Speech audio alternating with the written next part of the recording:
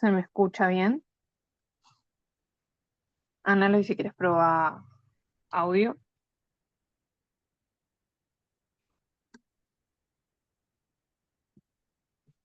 Sí, hola, buenos días, buenas tardes.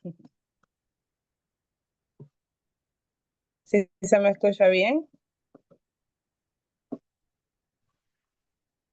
Yo escucho perfecto. De acuerdo. Bueno, hola a todos, hola a todas. Damos comienzo a nuestra última charla de nuestro ciclo sobre Afro-Latinoamérica.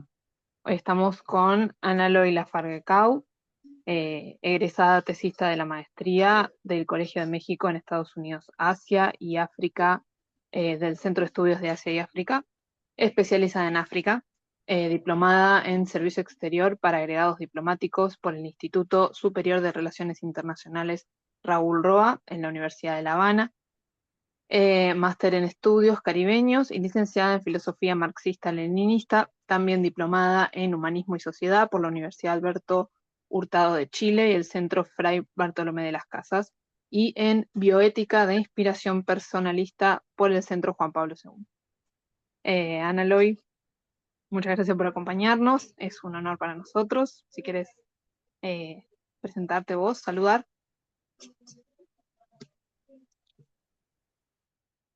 Hola, tardes. Buenas tardes, Argentina. Buenos días a los de México. Eh, eh, un placer estar con ustedes y pues nada, ¿no? Abordando esta imagen que pongo en la portada sobre el monumento a Remedio del Valle, que es el símbolo justamente de la cultura afroargentina. Y me preguntaba, ¿no? ¿Qué tema, qué título darle a la charla con el Centro de Estudios de Argentina? Y por eso me planteaba varias interrogantes, ¿no? A raíz de lo sucedido con el monumento de María Remedio, de cómo articular mi experiencia personal con los estudios de literaturas que vengo haciendo.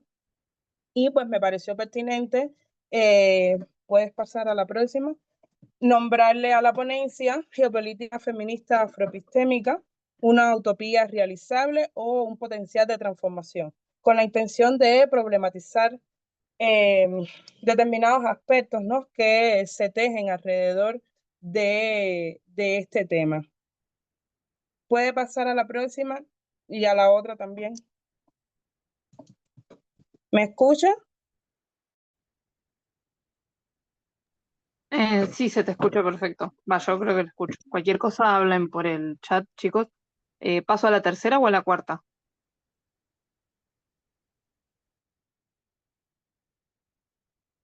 A la segunda y a la tercera, por favor.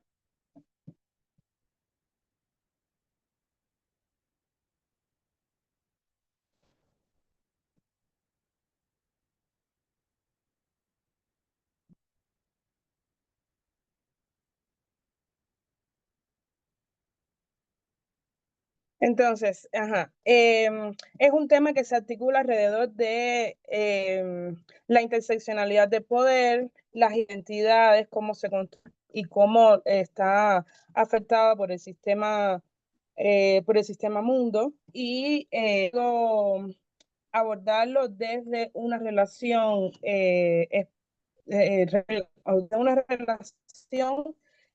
dialógica en África y Caribe. Para la próxima. Ana, discúlpame que te Entonces, interrumpa. tono esencial de política para mí, una de las perspectivas al respecto es la afroepistemología, y es por eso, sí, Ana, se entrecorta bastante. ¿Querés fijarte si apagás la cámara si se escucha mejor?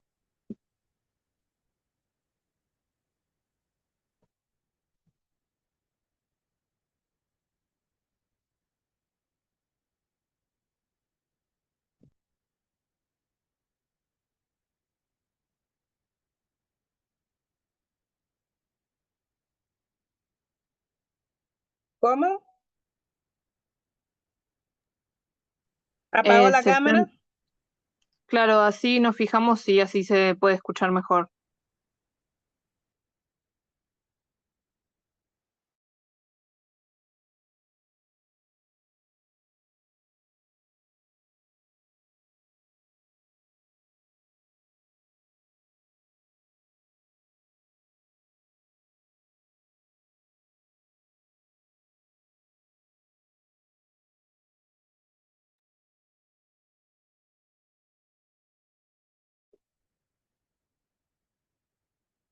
Analoy, ¿se escucha?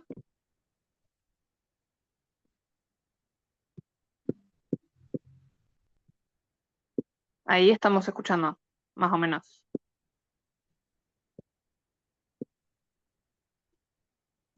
Sí, sí, sí. Creo que ahí va bien. Volvé un toque para atrás y continuamos.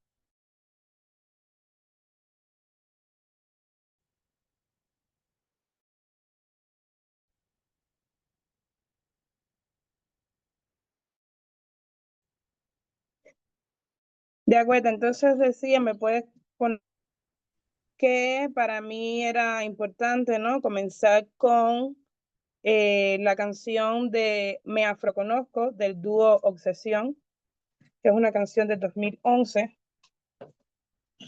y la voy a poner desde acá.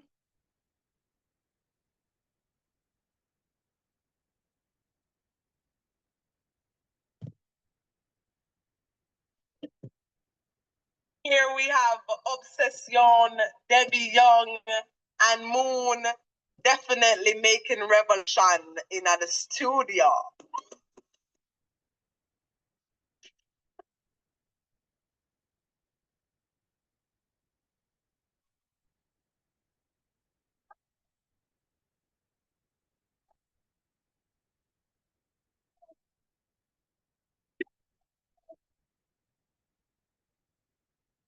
Ves que a mil varios sex appeal verbales porque yo ya me conozco. Puedo decir que es la segunda vez que nazco y que ha sido un poco brusco el descubrimiento es vital, la influencia del maestro. Estos lo ves que puede ser por los ancestros. Ritmos o conocimientos son instrumentos para exponer y utilizar estos. Consecuencia, la negra de pertenencia, conciencia, descendencia, elocuencia.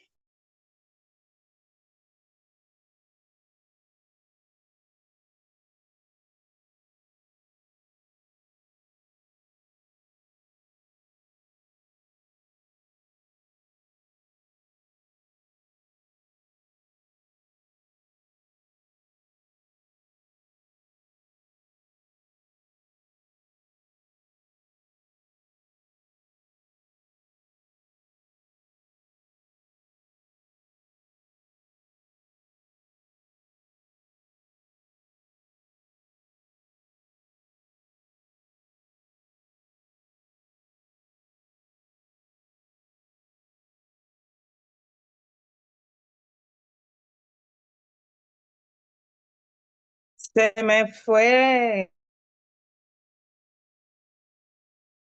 ¿No me escuchan? Entonces, Nacia, Ahora se escucha, la lo que canción sería no se apropiado, escuchó ¿no? completa, Tal vez. pero se escucha. Ah, bueno. Bueno, entonces la dejo para que la busquen. Está en todas las plataformas digitales y se puede escuchar. ¿Podemos pasar a la próxima?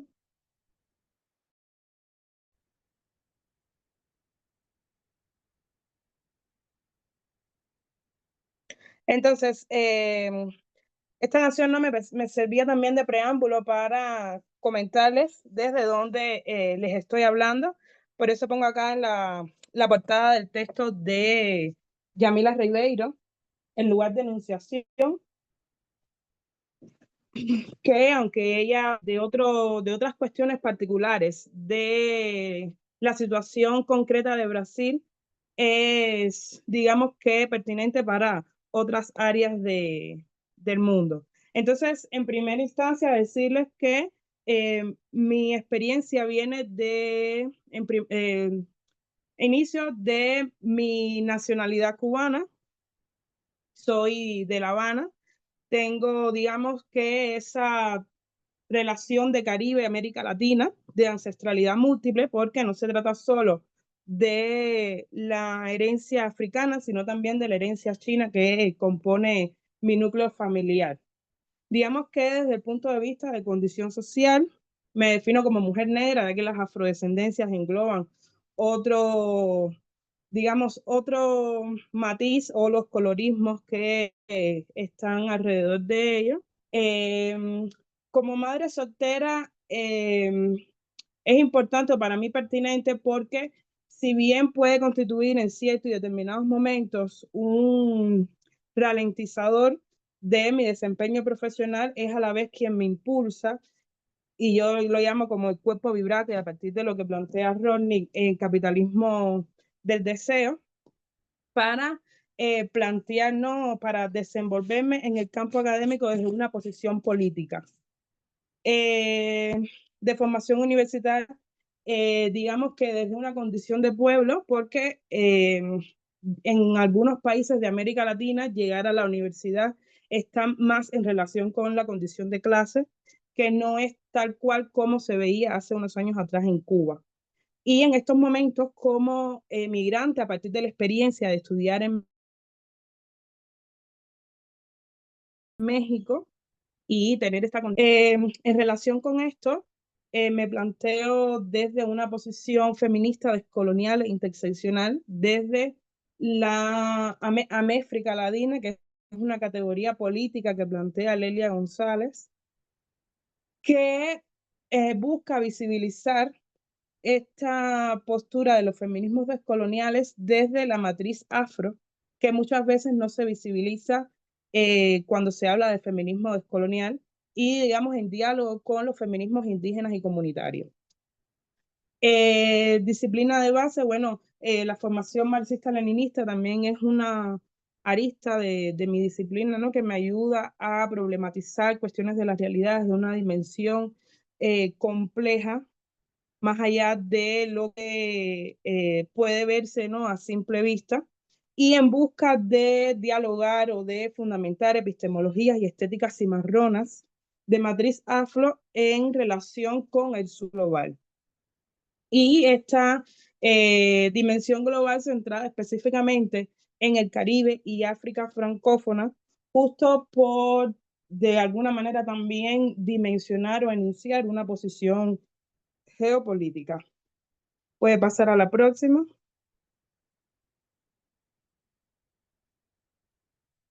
Entonces, mi primera tormenta de ideas fue plantear cuáles elementos iban a componer la geopolítica feminista afroepistémica o desde dónde podía plantearme esta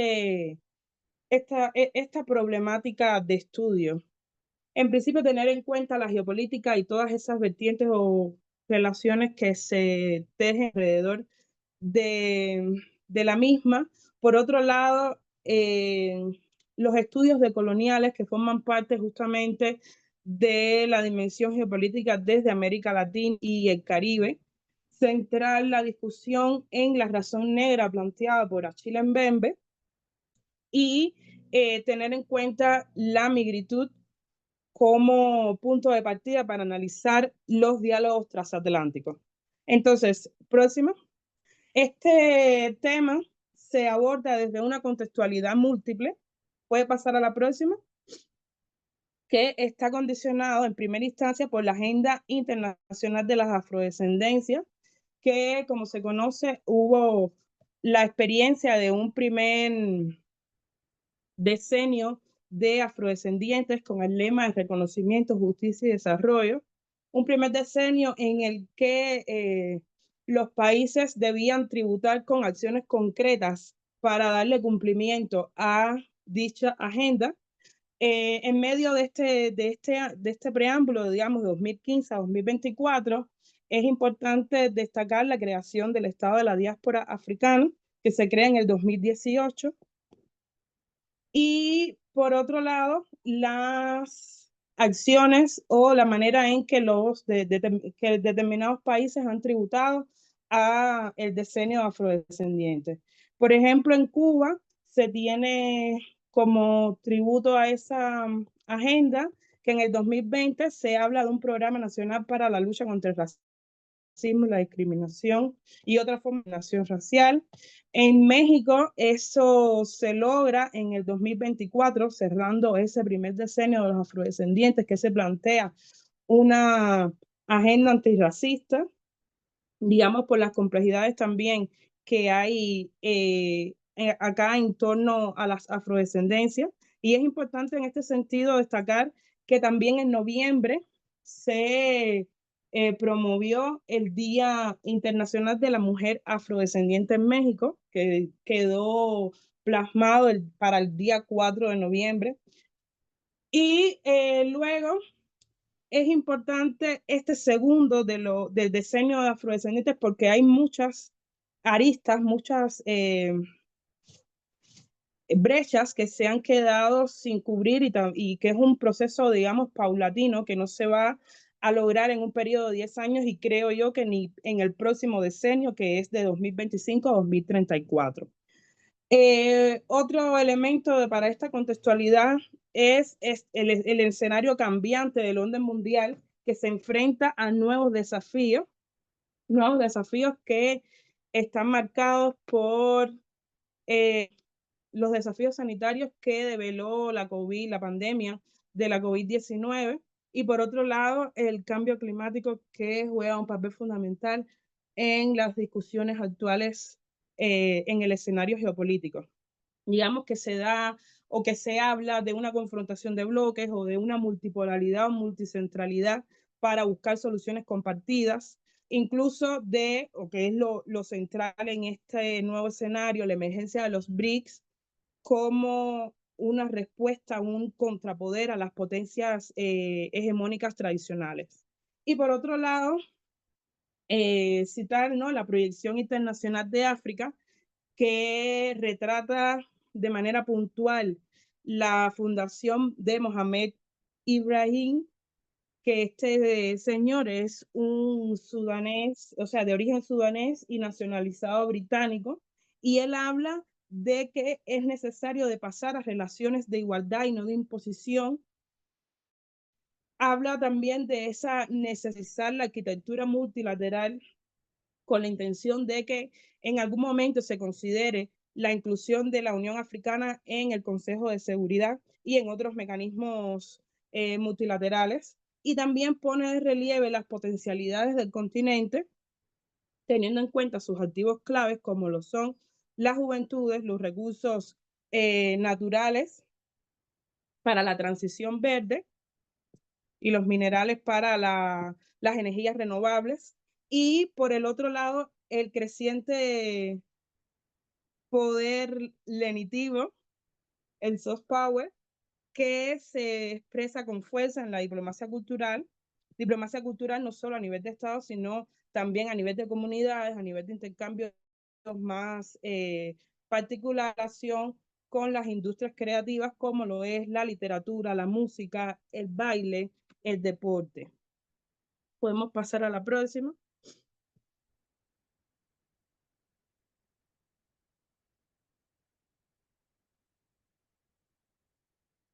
En este sentido, es necesario, ¿no?, abarcar no tanto una historia del pensamiento geopolítico, tenerlo en cuenta, sino ver la perspectiva de la geopolítica desde América Latina, como lo plantea Juan Agulló, que él habla de un campo de problematización. De problematización lo aborda desde la dimensión en que lo planteaba Foucault y Bourdieu, desde esta zona de preguntas, tensiones, disputas, o desde este espacio que tiene reglas, jerarquías, capitales simbólicos, económicos, culturales, donde distintos actores luchan por imponer su visión o su narrativa del mundo. También Agulló lo entiende como esa forma de problematizar la dimensión espacial de las relaciones de poder que para plantear sus narrativas produce mapas, produce sí, enunciados, interés, y se vincula con una intención política. A veces esa intención política pasa por lo ideológico, que, digamos, se expresa en la tensión del imperialismo contra el anticolonialismo, o lo más reciente, el expansionismo contra la expansionismo versus contención. Otro aspecto importante desde la dimensión desde la perspectiva de América Latina que plantea Ulloa es que se debe entender la geopolítica como un área interdisciplinar, no como una disciplina en específico, que tiene préstamos de diferentes tradiciones de pensamiento, y es aquí donde me resulta importante, ¿no?, abordarlo desde los estudios decoloniales. Teniendo en cuenta la evolución que plantea Agulló de la geopolítica clásica y cómo se enuncia desde América Latina, llegamos, ¿no?, a lo que sería la geopolítica crítica, y dentro de la geopolítica crítica, la geopolítica feminista. Esto porque tenemos, o sea, se da por sentado a partir de lo que enunciaba en la década de los 90 Cynthia Lloyd, de que lo personal es internacional y lo internacional es personal, y es ver cómo justamente las dinámicas del orden mundial no afectan las vidas comunes. Como parte de la teoría crítica internacional y como campo de investigación de las relaciones de poder, lo aborda en primera instancia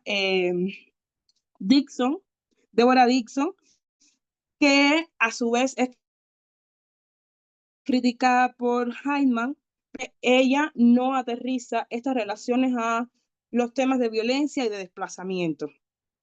Por otro lado, Kutman, que es una autora estadounidense, tiene un estudio focalizado en Colombia, habla de una alter geopolítica, o sea, como una alternativa a partir de las experiencias comunes de personas que en determinadas situaciones de violencia son acompañadas por quienes ostentan determinado privilegio. Y por último, en esta genealogía que trato de sintetizar para esta ponencia, me gusta resaltar la postura de Sofía Zaragozín, ecuatoriana, geógrafa de formación. Habla de que es necesario superar las limitaciones que nos impone el Estado-Nación. Por eso habla de una propuesta de llegar a una translocalidad hemisférica, y esto desde el planteamiento de la incomodidad en el ejercicio político de dialogar con los feminismos descoloniales emergentes.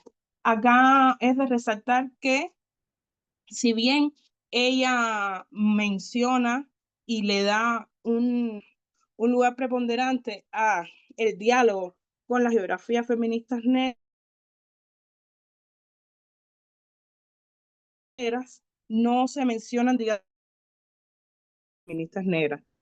Por otro lado, controversial la discusión que se feminista y geografía feminista, precisamente porque las geógrafas plantean de que es un campo o una disciplina más abarcadora que la geopolítica. No obstante, yo me escribo más a la perspectiva de Agulló de plantearlo como un campo de problematización y no como una disciplina en específico. Podemos pasar a la siguiente.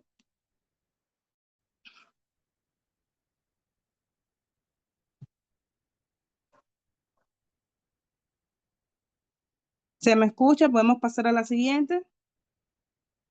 Ok. Entonces, sí, ahí pasé. Por otro lado, en el análisis, me resulta interesante abordar los dos planteamientos fundamentales que hace Achille Mbembe en Crítica a la razón negra. Por un lado, plantea el devenir negro del mundo, y por el otro lado, plantea la clínica del sujeto nuevo, del sujeto postcolonial. Entonces, él emplea la narrativa devenir negro del mundo como una estrategia discursiva para criticar el... Habla de que hoy todos somos testigos, todos somos negros en potencia, precisamente porque la experiencia negra ha sido globalizada, permite comprender la condición humana en totalidad, y justamente en la construcción de las jerarquías, porque se entiende en este sentido de que no solo se racializa por el color de la piel, sino que hay otros elementos que racializan a personas por debajo de la línea del humano, como lo plantearía Boaventura de Sousa Santos. Otro elemento que plantea en esta crítica del sistema es que a Europa ha dejado de ser el centro del mundo. Él lo ve más bien como una provincia donde ya hay, digamos, posturas críticas que están emplazando los enunciados occidentales en los que nos fuimos educando a lo largo de nuestra trayectoria universitaria y de manera general. En este sentido también habla de que la xenofobia es una consecuencia directa de la pérdida de poder de la nación, que él plantea que el Estado-nación está vaciado de ese poder y por lo tanto se refuerza a partir de recriminar a los migrantes y por otro lado por una línea de mandatos morales que son los que sustentan, digamos, ese poder que luego veremos como Patricia Hill Collins, feminista, socióloga y feminista negra estadounidense, lo plantea desde la matriz de dominación.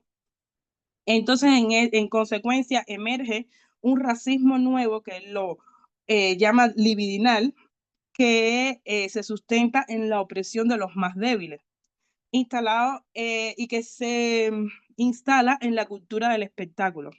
Esta racialización a partir de otros dispositivos, como es la gestión de la vida, el trabajo, la sexualidad, la seguridad y la movilidad, donde plantea, donde se ve o emerge con fuerza la política que él planteaba en un estudio precedente. Y por el otro lado, habla de una tarea política y de diferencia ética que se basa en curar y sanar al sujeto que ha sido escindido, que ha sido fragmentado a lo largo de su existencia, que habla de una fragmentación de la subjetividad, una fragmentación de la vida, de la historia y de su experiencia misma. Entonces tenemos un terreno común que es la crítica a la dominación, que lo están haciendo determinados o varios componentes de los movimientos sociales, y desde distintas disciplinas, desde el activismo académico, desde la literatura, o sea, que ese sería ese terreno común. Y el horizonte compartido es justamente buscar ese ideal de emancipación y de libertad de las estructuras que mantienen los niveles de opresión. Podemos pasar a la próxima. En la próxima vemos cómo se establecen y se dan las conexiones con dos autores que están planteando desde la contemporaneidad, por un lado, el manifiesto afrodecolonial de Norman Ahari. Este es un autor franco-estadounidense, bastante joven, si mal no recuerdo, tiene unos 30 y tantos años. Y por el otro lado tenemos el informe de racismo antinegro de la Red Malunga, que está liderada por Agustín Lavamonte, en principio integrante de los estudios de modernidad colonialidad.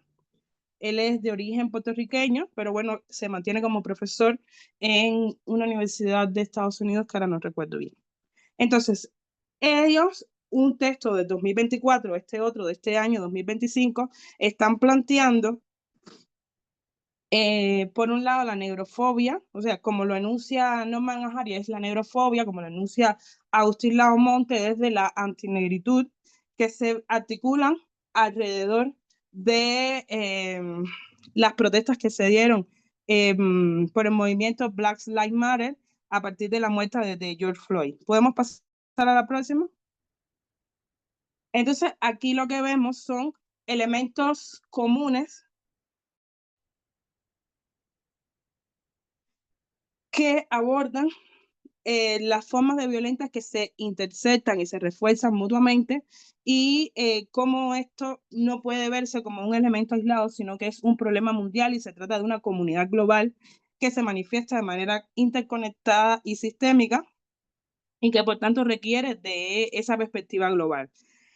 Ambos plantean tres elementos. Por un lado, Norman Ahari habla del diagrama de la negrofobia, que básicamente están planteando, digamos, lo mismo. Por un lado es la alienación o esa deshumanización constante que se expresa en lo cultural, pero no solamente en lo cultural, la expropiación, la sobreexplotación y la desposesión continua que se aborda desde el extractivismo, el encarcelamiento continuo de las poblaciones negras. Y por último, hablan del genocidio, Norman Ahari, y Montes lo plantea desde la inyección de cuerpos, culturas y territorios. O sea, que ahí hay puntos de contacto que se deben visibilizar, ¿no? Como esos elementos de una perspectiva global.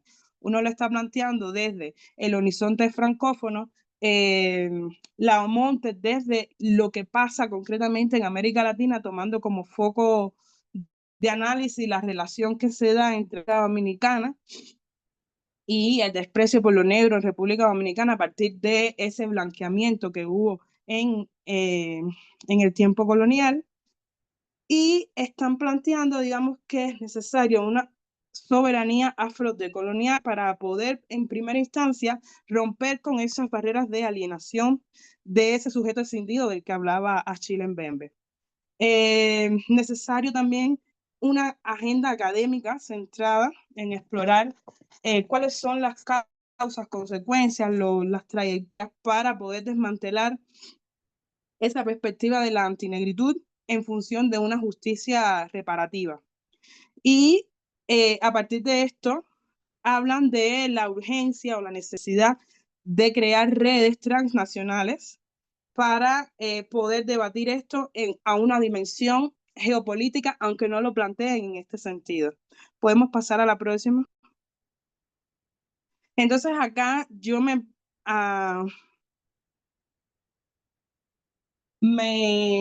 hacía un esquema, ¿no? De cómo funciona el racismo a determinados niveles y lo planteaba como esa correlación de fuerzas, flujos de poder e influencias que se dan desde esta noción o dimensión del Estado-Nación que está determinado por ese sistema internacional que hoy se debate en relación con la seguridad nacional y no solamente con la conquista de territorios como se hacía en la primera etapa de la reproducción ampliada del capitalismo, que es cuando se establece, ¿no?, la dominación del área de las Américas, en especial o en particular del Caribe, que en este sentido Juan Bosch lo planteaba como una frontera imperial. Y ese continuo histórico se da en África a partir de la conferencia de Berlín, que Achille Mbembe lo enuncia como esa acumulación por desposesión, que es de lo que estamos hablando, o sea, de lo que están hablando tanto Norman Ahari y Agustín Lao Montes. Entonces, acá, digamos, de la relación del Estado-Nación al plano individual, hay una matriz de opresión, una matriz de dominación, como lo menciona Patricia Hill Collins, en que no se puede entender las relaciones de poder solo desde una categoría, sino que hay que verlo desde la multiplicidad de la intersección que se da entre otras categorías que van marcando experiencias de privilegio, experiencias de opresión. Entonces, digamos que hacia arriba se dan determinadas emergencias que están en contención y a veces hay impulsos, ¿no? Pero que tienen que tener en cuenta una manera de ese activismo académico y social, que es necesario esa articulación de los movimientos. Digamos que esta articulación viene dada justamente como parte de contrarrestar la fragmentación de la que habla Achille Mbembe. Y luego acá hacia arriba vemos, o como lo enuncio yo, lo planteo yo hasta el momento, es como esa condicionalidad ontológica que se debate entre la existencia, permanencia, pertenencia a determinadas instituciones que no permiten esa participación, digamos, más ampliada de comunidades negras al interior de determinadas instituciones políticas privadas o gubernamentales. Entonces, digamos que el horizonte que plantea Mbembe con ese devenir negro del mundo, una universalidad plural, el cambio y la transformación, cuando, en qué momento, no se sabe, digamos que hay condiciones de posibilidad para que esto se logre, y es desde este sentido que planteo la geopolítica feminista afroepistémica. Podemos pasar a la próxima. Un punto de partida y en relación con los temas de análisis de la geopolítica es justamente el anterior, analizar, bueno, sí, aquí ponía el ejemplo de dos artistas que en las culturales también se ve cómo se dan estas matrices de opinión, de dominación. Y un hecho puntual fue el concierto del 23 de mayo de 2023 que tenía planificado Aya Nakamura en Francia, y que luego Beyoncé anuncia ese mismo día otro concierto en otro estado, en otro estadio con mayor capacidad de personas, y cómo esto empezó a fragmentar, digamos, la participación de seguidores de ambas artistas, pero que priorizaron ir al concierto de Beyoncé. Acá, obviamente, estamos ante dos mujeres negras, pero que hay diferencias sustanciales en cómo no se da esa proyección en el contexto internacional. Y justamente es ver esto desde el norte y el sur y cómo se da esa matriz de opinión incluso en el escenario de la música. Podemos pasar a la próxima. Un punto de partida para ver estas cuestiones es justamente el enunciado de la migritud que se da con fuerza en los años 90, que es preciso distinguirlo del movimiento de la migritud de los años 30, que si bien tiene su relación, son momentos diferentes. Esta se da entre una relación amor-odio con Europa y ese complejo de adaptación y aceptación que se da en esa ciudad de acogida. Acá se habla de la experiencia de la diáspora que atraviesa por esos procesos de colonialidad. Digamos que en un principio, migritud se enuncia en la literatura de mujeres africanas, en este caso Ken Begul y Calista Beyala, del espacio francófono. No obstante, como herramienta de resistencia contra los procesos coloniales y neocoloniales, se posiciona desde la dimensión del activismo literario que plantea Patel, Zaija Patel, que es de origen keniano, si mal no recuerdo, África del Este, y que está planteando justamente solo de experiencias francófonas de manera general de los espacios que han sido afectados por la colonialidad, que se ven afectados por los embates geopolíticos de las grandes potencias y las potencias emergentes en los territorios, y cómo eso afecta la vida de las mujeres comunes, de los niños, de las personas más indefensas de la sociedad. Y por otro lado, que se tiene que plantear incluso esa redefinición del hogar alejado de esa tierra natal. ¿Podemos pasar a la próxima?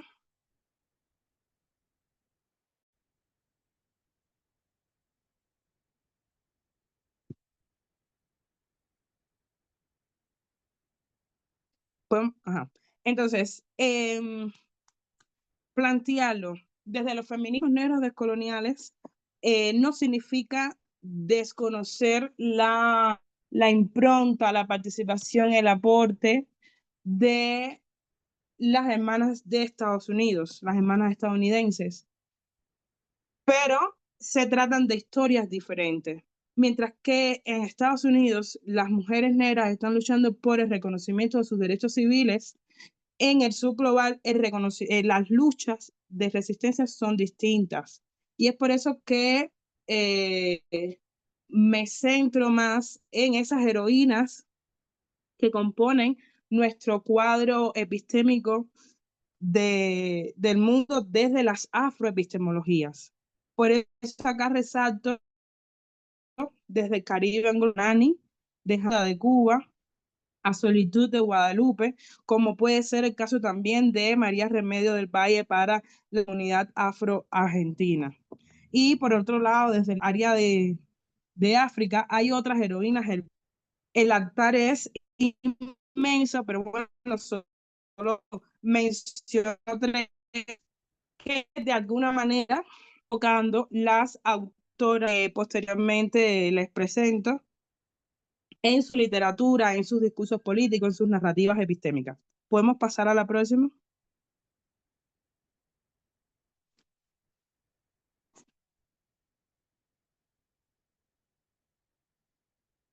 Acá, un punto de partida central, un posicionamiento teórico, me lo proporcionó el estudio de la literatura de Maryse Condé, con esa subversión que le da al personaje Caribe, que se manifiesta de determinado modo en función de si se trata de Caribe anglófono, Caribe francófono, Caribe hispano, y ella habla de la mujer caníbal, como esa reversión, ese anagrama de Caliban. Y justamente acá lo que está planteando es cómo la mujer caníbal se enfrenta a esa colonialidad y cómo trata de resistir la colonialidad a partir de su experiencia vital, sin relegarse a los mandatos que impone la sociedad. Se dan también conflictos generacionales de cómo determinada generación de mujeres de alguna manera reproduce esos patrones patriarcales que está enunciando la nueva generación. Desde el punto de vista de Fatou Diom, habla de, es importante decir que Maryse Condé, en esa búsqueda de su identidad, se enfrenta también a esos imperativos de la migración, una migración que en primera instancia a Francia, pero que ella necesita conocer ese pasado ancestral en África, y ahí se encuentra con determinadas entre África y Caribe, y por lo tanto hace una romantización de ese continente África madre y lo revierte a ese África padre, que no acepta a esos hijos que se fueron, a esos hijos en determinado momento dejó salir o que participó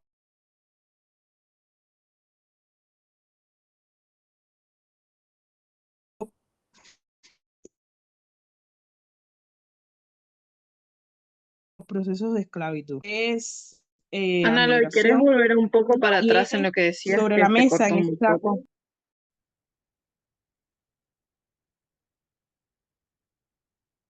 hablaba de que Maryse Condé hace una subversión madre por África padre. ¿Esa parte se me escuchó? Sí, es así, lo que viene inmediatamente después. Ah, ya. Entonces, Fatou Diom. Fatou Diom es una autora senegalesa que se enfrenta a la migración a partir de una relación amorosa con un hombre europeo. Allí se encuentra con estas relaciones raciales y todo lo que genera el racismo en Europa, que antes no vivió en su país natal. Su primera obra o su obra más difundida o que la dio a conocer es En un lugar del Atlántico del 2003, que aquí no plantea un personaje en específico femenino, pero sí está abordando determinadas cuestiones de la migración.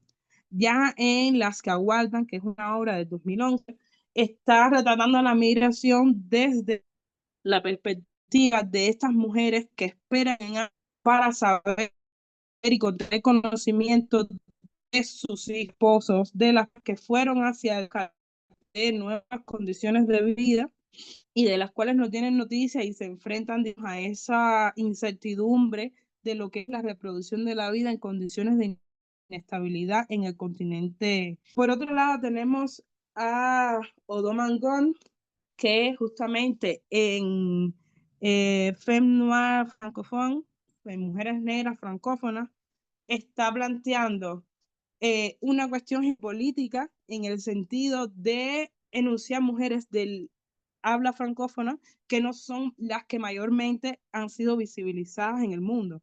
Aquí ella pone de ejemplo como Chimamanda Adichie es la que encarna este patrón del feminismo africano a nivel internacional, o quizás oyeron que a través de la obra, el estudio de María Lugones de colonialidad está planteado, digamos, de las cuestiones que enuncia oyeron que ya cuando está viviendo en los Estados Unidos. Y Odo Mangón plantea que estas mujeres han sido visibilizadas y justamente también por un patrón del sistema mundo que privilegia las producciones, las discusiones académicas en inglés y no en otros idiomas. Y recientemente esta de Mujeres Negras Francófonas 2020, que cabe señalar que es una obra que está en un propósito de celebrar, o no sé si tanto celebrar, ¿no? Pero de poner en perspectiva lo de las independencias de los países de habla y el 50 aniversario de la francofonía. Este otro texto que es de este 2005 de los blancos para enunciar responde a su aniversario de la Universidad Checa Anta de Dakar. Aquí está planteando que no se trata simplemente de la piel, sino de una construcción social que privilegia determinadas epistemologías y otras no. Y es aquí donde está enunciando los conocimientos que emergen de la sociedad de las mujeres comunes, como las madres que no tienen, digamos, una forma unitaria.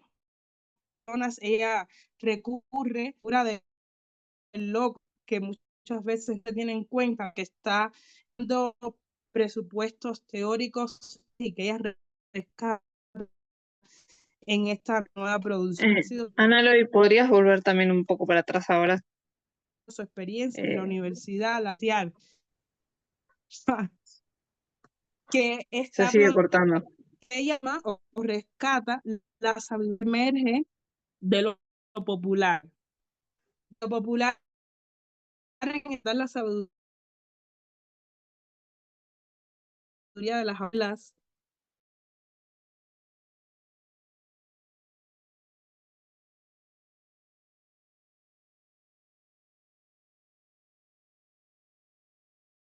de las universitarias, los locos para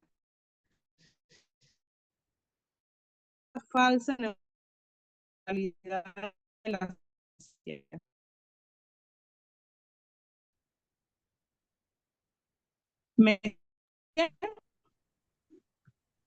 Se estuvo cortando muy mal en esa última parte. ¿Vos nos escuchás?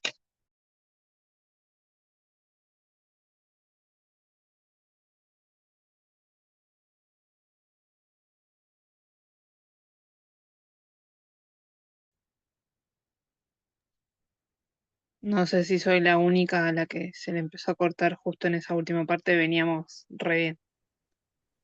Sí, ya vi mensajes. Pero ahora se me escucha. Ahora un poco mejor, sí. Si quieres Ok. retomar del último libro o querés que pase a la que le sigue. Ya, el último libro que les decía, vuelvo atrás un poquito. Odo Dale. Mangón está planteando este nuevo texto, de qué color son los blancos, un decálogo para abordar la justicia epistémica, herramientas para la justicia epistémica, que digamos está en consonancia con el 10º aniversario que ella lleva como profesora de literatura hispana en la Universidad de Checa Anta Diop, y esta experiencia la transmite a partir de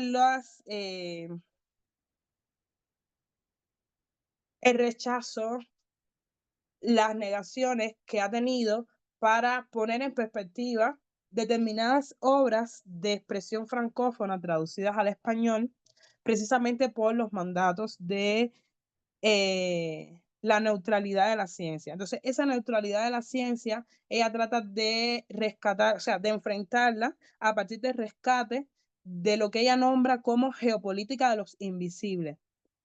En esta geopolítica de los invisibles, sitúa el saber que es transmitido por las abuelas o el saber de las madres que no fueron educadas a un nivel universitario, o incluso de retomar la figura del loco como esa persona que está planteando determinados presupuestos teóricos y que no son tomados en cuenta.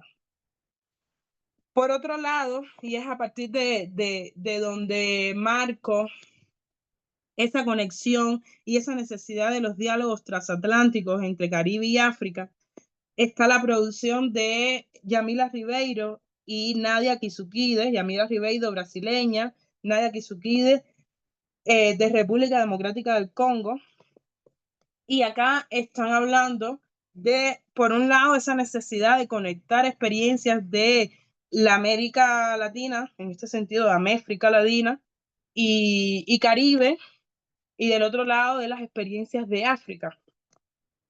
Precisamente porque se trata, ¿no?, como había anunciado antes, de un continuo histórico que en primera instancia se dio por una reproducción ampliada del capital y en estos momentos por una acumulación por desposesión que afecta no por igual, pero sí de manera parecida a las comunidades afrodescendientes. Nadia Kizukide, que no tuvo la oportunidad de crecer en República Democrática del Congo precisamente por los conflictos que atraviesa su país natal, habla de una necesidad de tener en cuenta esa geopolítica de la diáspora. Geopolítica de la diáspora que han abordado otros pensadores como esa doble conciencia, que ella habla de esa doble presencia, porque es esa posibilidad o esa condición que tiene la persona, en este caso africana, de habitar dos lugares al mismo tiempo y que se debe tener en cuenta esa habitabilidad en doble presencia, tanto en el país de acogida como en su país de origen. Porque en el caso de República Democrática del Congo, tienen que necesariamente o de manera obligatoria rechazar su nacionalidad para recibir la otra nacionalidad al país de acogida donde lleguen. Entonces esto me parece también interesante rescatarlo para esa fundamentación de lo que sería la geopolítica feminista afroepistémica. Porque ciertamente, y también atravesando por mi experiencia personal de ser una cubana que está viviendo actualmente en México, cómo los procesos de Cuba afectan y pasan por el cuerpo mío, no tanto como esa, o sea, no tanto en esa dimensión en que lo abordan los feminismos comunitarios que están habitando en lugares en los que se da el extraccionismo a un nivel supremo, pero que de alguna manera esa necesidad de estar en constante comunicación con la familia, en esa, digamos, esa relación de dependencia que Kizukide habla entre Europa y África, que Fatou Diom está enunciando de que es necesario que esa dependencia cese en algún momento y también que se den relaciones simétricas que marcan, ¿no?, la vida de la persona en un espacio de migración. Podemos pasar a la próxima. Entonces, entender en primera instancia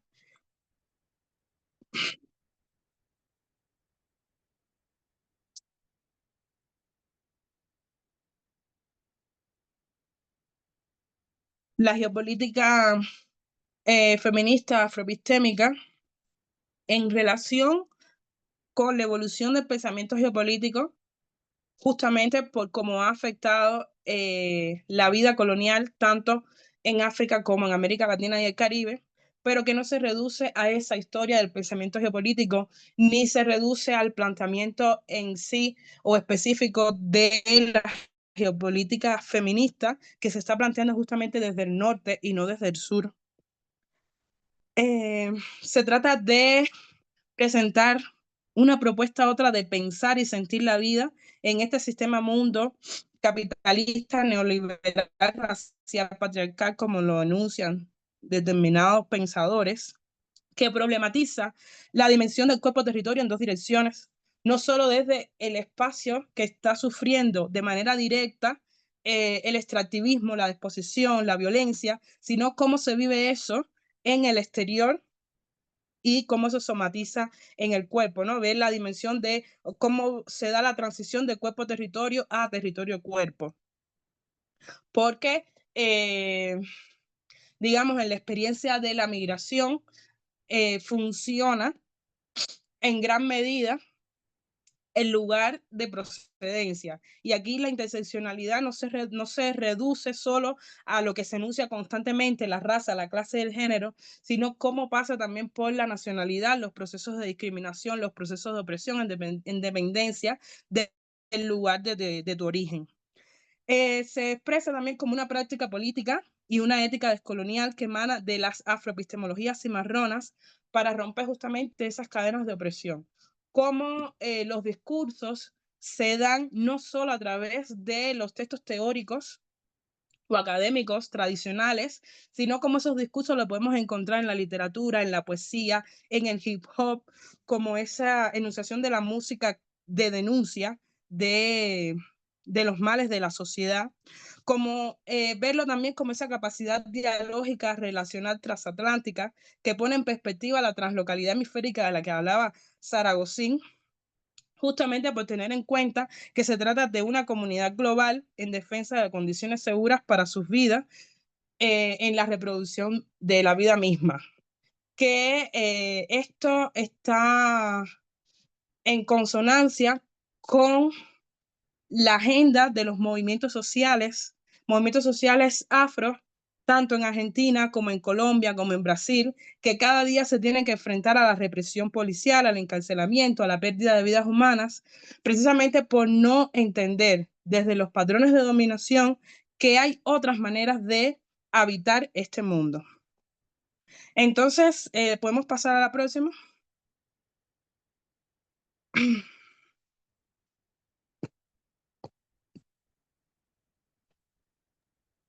Ahí está, no me... De acuerdo. Entonces, acá para ir cerrando, lo que he tratado de hacer es de problematizar estas dimensiones, ¿no? Que hasta este momento entiendo como parte de la geopolítica feminista afroepistémica. Les presento, digamos, mi hoja de trabajo para que se pueda elucidar la complejidad que es o que de la que se trata de lograr conectar un tema con el otro que no están para nada aislados, independientemente de que cada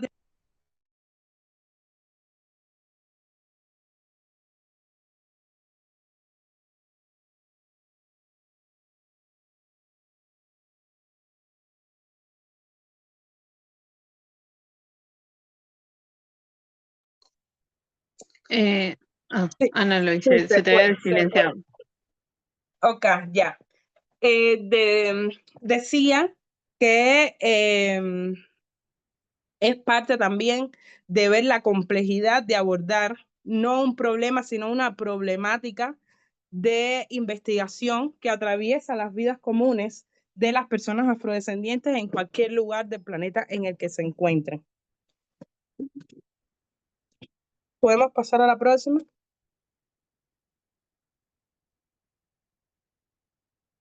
Y bueno, ya sí, esto era para cerrar.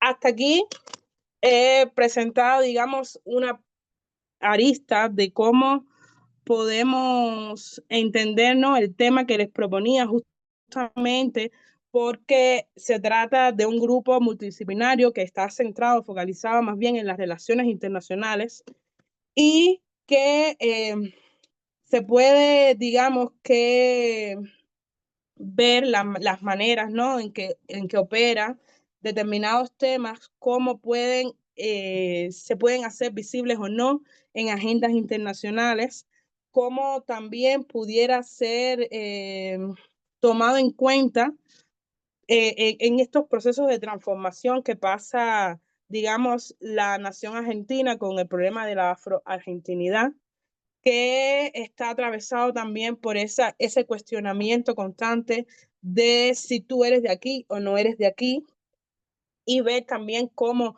esos aportes han contribuido a forjar la cultura de la nación de manera general.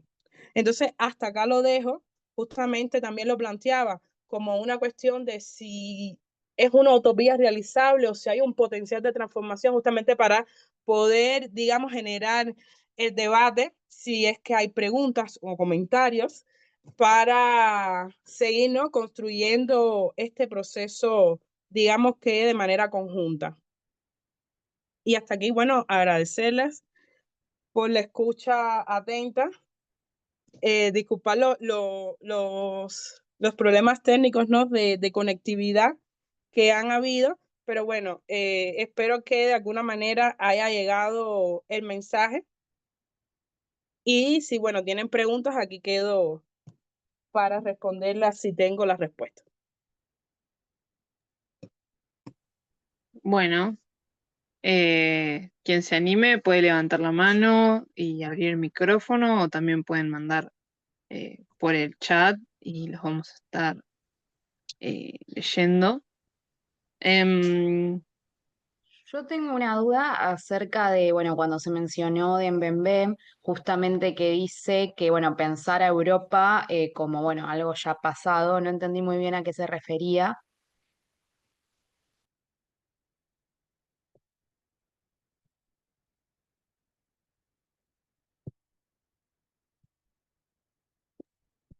Uh-huh. ¿Recogemos otras preguntas, otros comentarios o...? No, seguí, vamos una por una, De si te acuerdo. parece. Sí, esta perspectiva de Mbembe de plantear Europa como algo ya pasado es de que ya Europa nos constituye esa centralidad del mundo, digamos, en posturas académicas, en la dimensión de la migración, porque no solo lo plantea Mbembe, sino también estas autoras que estoy trabajando, fundamentalmente Fatou Dione y Odo Mangón, que habla de esa migración del norte hacia el sur. O sea, ya la centralidad no está en Occidente como años atrás.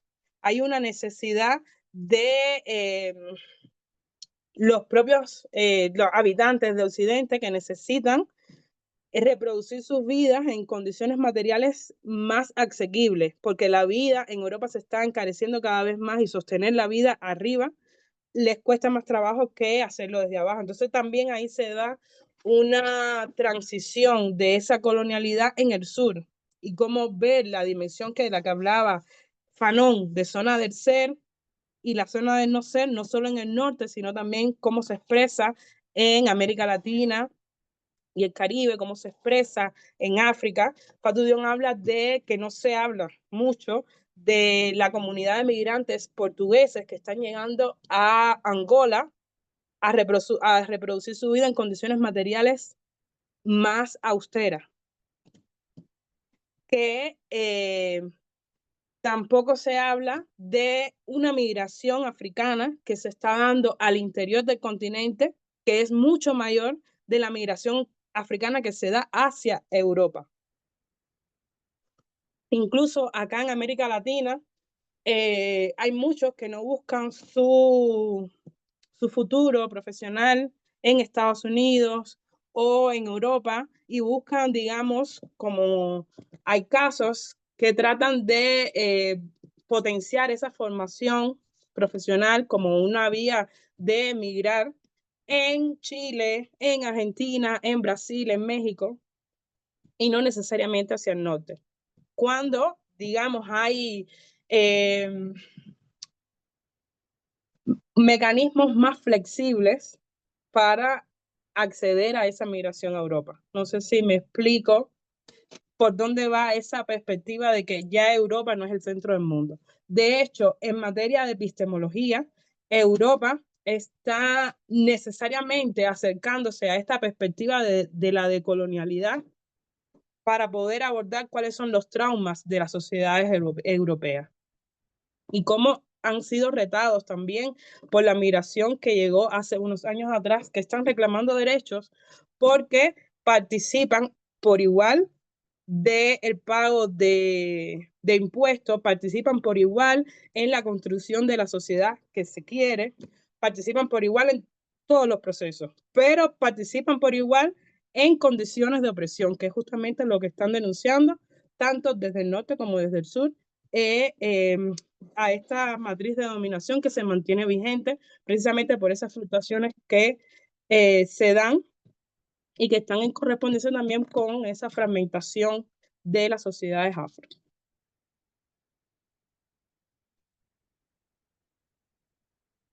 Muchas gracias. No me había dado cuenta que tenía la cámara apagada. Bueno, David, buenas, bienvenido.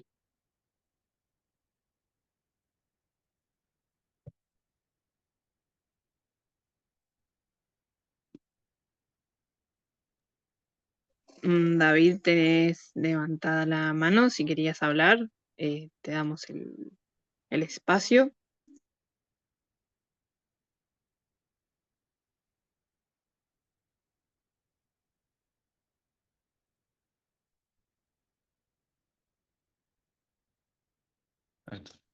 Buenas, ¿se me escucha?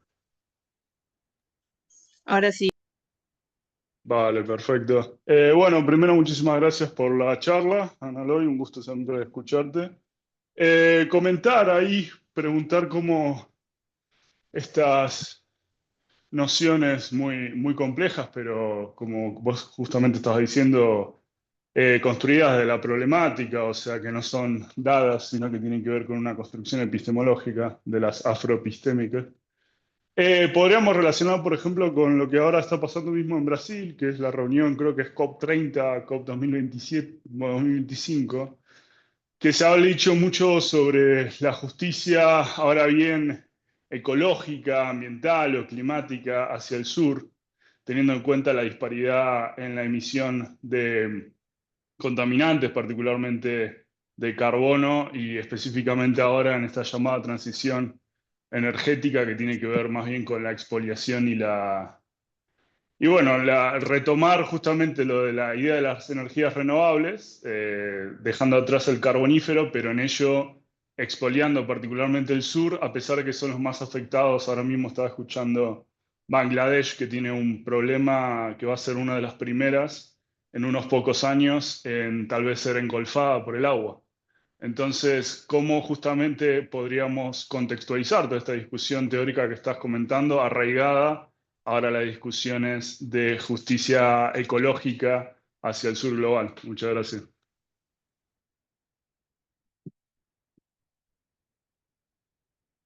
Sí.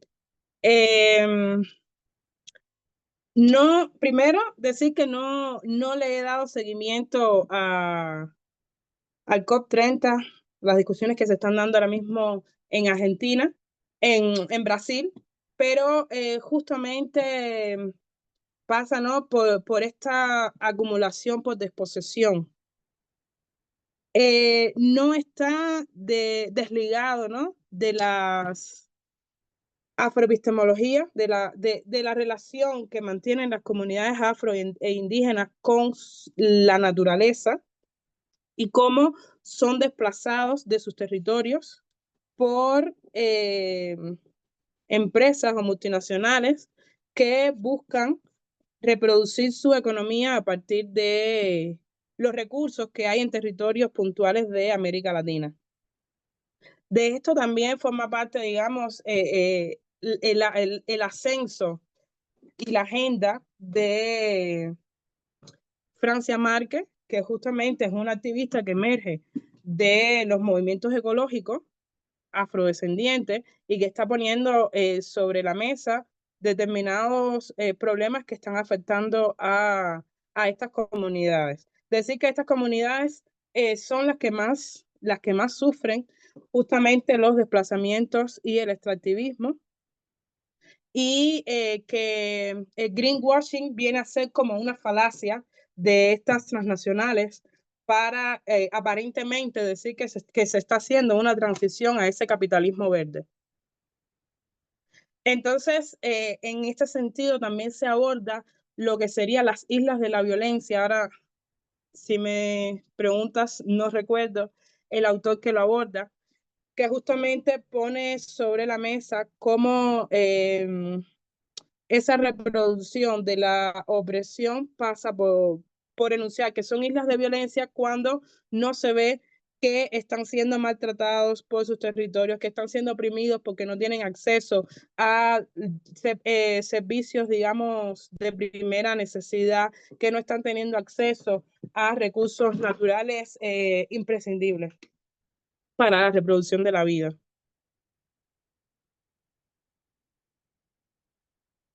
Y bueno, no sé si me acerco, ¿no?, a la respuesta de tu pregunta, pero yo lo reflexiono a partir de esto. Sí, muchísimas gracias. Comentar ahí rápido también por la pregunta de la compañera y justamente ahondando en lo que estabas diciendo, esta idea de provincializar Europa, que Mbembe muy seguramente está dialogando además con otros sures, particularmente con estudios subalternos, y habla que Europa ahora mismo no es también el kit o el eje de producción epistémica y ya no puede pretender ser la universalidad, como lo hacía a partir del siglo XVI y particularmente del siglo XIX. Entonces, es mucho más, además, referido a lo que vos mismo estás diciendo, ¿no? O sea, otros saberes que están tomando lugar, aunque yo ahí señalaría, porque un poco vos hiciste ahí la cuestión, pero lo puedo decir anecdóticamente, muchas veces desde Europa y particularmente en España, se habla mucho de la teoría decolonial, pero no citan personas latinoamericanas. Pareciera, ¿no?, que estuvieran descubriendo el agua tibia y no viene esa genealogía que justamente bebe no solo del sur, sino particularmente de personas racializadas y que están en esos otros diálogos. Así que, bueno, muchas gracias de nuevo por la discusión. Sí, así mismo. Gracias a ti por la observación, la pregunta. Sí, de hecho, no están teniendo en cuenta estas epistemologías justamente por esa necesidad de sentirse el centro del mundo cuando ya no lo son, desde la producción epistémica.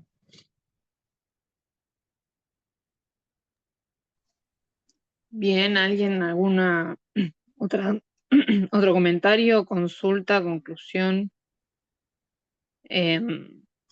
Por mi parte, justo de esto último que estaban hablando ambos, relacionado, vos mostraste en el gráfico que me gustó mucho, el de Estado-Nación, universalidad plural. Más desde, la pregunta va más del lado del centro, ¿no? De lo cotidiano, desde el plano individual. ¿Qué prácticas profesionales o académicas a nosotros desde nuestro lugar nos ayudarían a descentralizar la mirada eurocéntrica de esto que hablan ustedes? Si tenés recomendación de algún tipo de medio, algún tipo de fuente en particular, o simplemente preguntas que uno debe hacerse como esto respecto a las fuentes, quién lo está diciendo, para qué, desde dónde, ya que estamos, si bien lo que decía está perdiendo hegemonía, no es que siga siendo la regla general hoy en la actualidad. Sí, ¿desde dónde? Yo soy de las que piensa que ninguna investigación se realiza de manera ingenua. Siempre hay un trasfondo político. Y ese trasfondo político pasa justamente por una cuestión ética.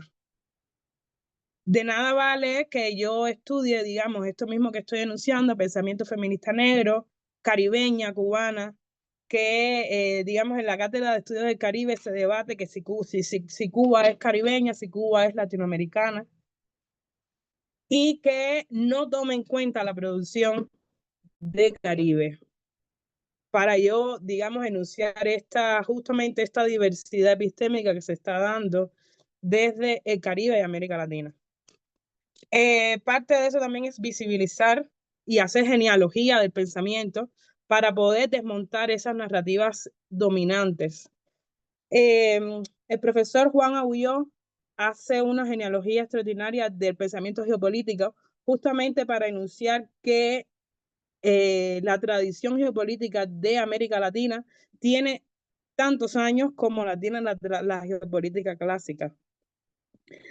Helen enuncia el concepto de geopolítica en 1900 y ya en 1916 hay una producción geopolítica desde América Latina. Pero tampoco se puede perder de vista que esa producción geopolítica se dio justamente por la colonización de Caribe y luego de África.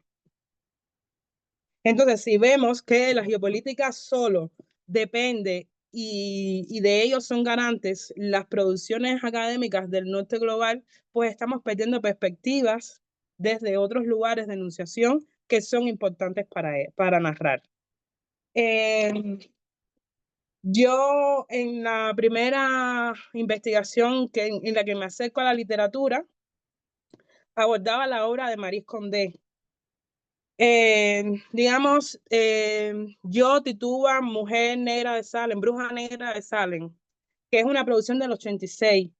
Ya en ese año ella está planteando las cuestiones de la raza, el género, el patriarcado, de una manera diferente a como se estaba haciendo en Estados Unidos, que por los años 80 se estaba hablando de esto, pero desde un discurso teórico, como lo planteó Angela Davis, Audre Lorde, Patricia Hill Collins, pero que Maryse Condé, antes de hacer esta producción literaria, que es una manera diferente de habitar la cuestión política, ella en 1979 tiene un escrito pequeño, un ensayo pequeño de la palabra de las mujeres caribeñas, de cuáles mujeres antes que ella están planteando y denunciando en la literatura cuestiones similares a partir de su experiencia de vida.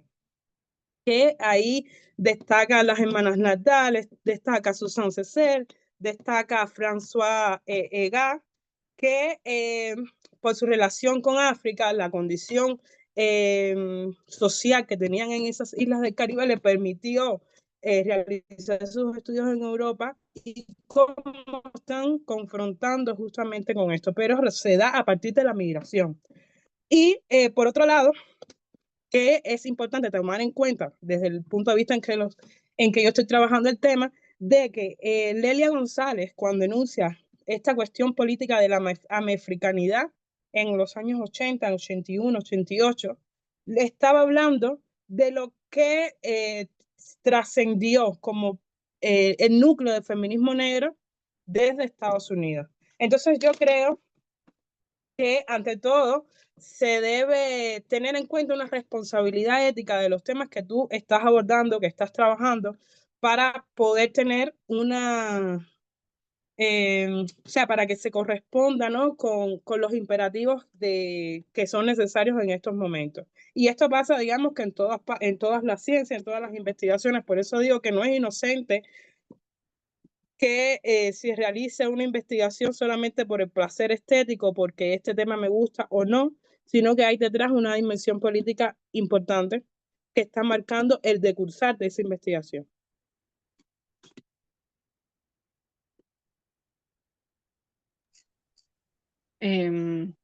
Clarísimo.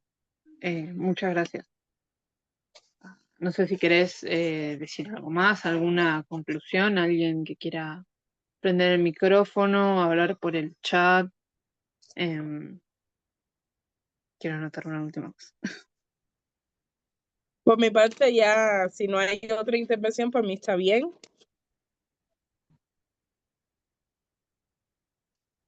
Bien. Bueno, dejamos acá entonces. Muchas gracias, Ana Loy.